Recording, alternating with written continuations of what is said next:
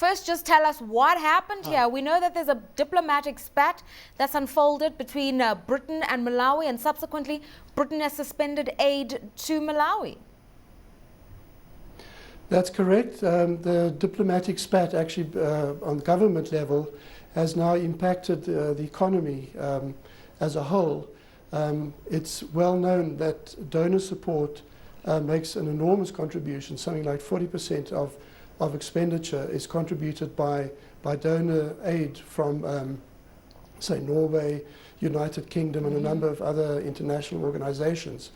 So this diplomatic spat has resulted in the United Kingdom suspending something like $550 million worth of aid over the next 4 years or so. Now, donor aid makes up approximately 12% of GDP, of Malawi's GDP. So it's quite a sizable number that we're talking about that may be affected. The thing is, United Kingdom aid is approximately equal to about 15% of total aid that the country receives over time. Now, what is interesting in the budget, I think, just as a preamble, I think we must keep in mind that a budget is a forward-looking document. The current fiscal year ends in June this year. So these are projections that the Minister of Finance has made from July this year to end of June next year. Now, a lot of things can happen during that time.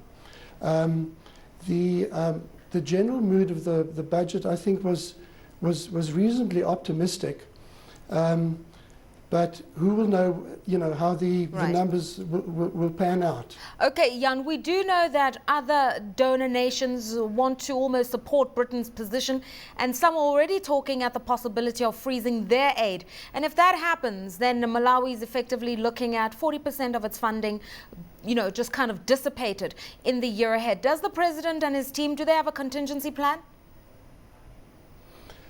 I'm not sure whether there's a plan at that level, but I'm sure there is.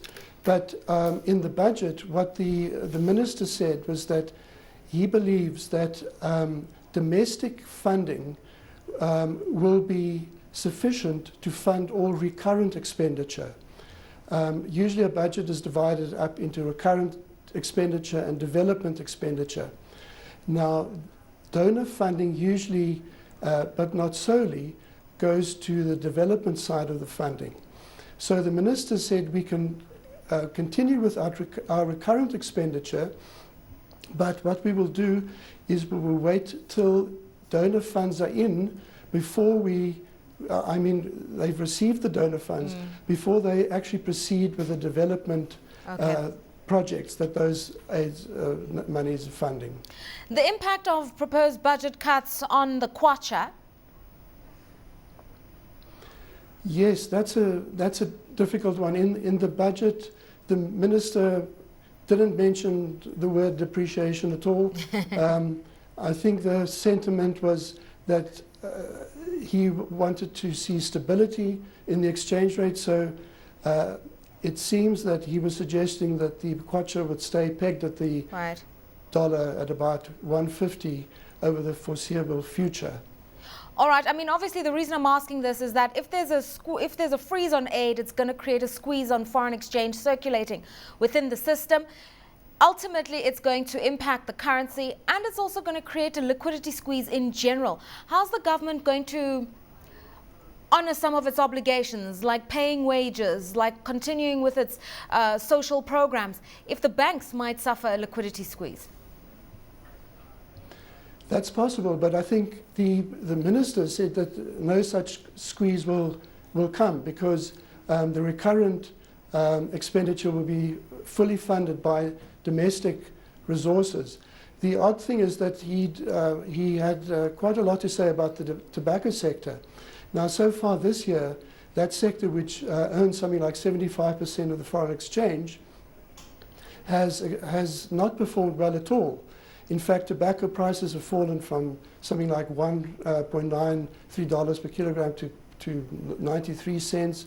In fact, since March, when the tobacco sales season started to end of May, tobacco earnings dropped by something like 78%. So that's an enormous drop in revenue as well as foreign exchange. So in my view, there certainly is very high pressure on the currency to depreciate. Keep in mind also that the IMF's ECF program also demands from the Malawi authorities that the currency must be market related, right. i.e. it must, you can't peg it.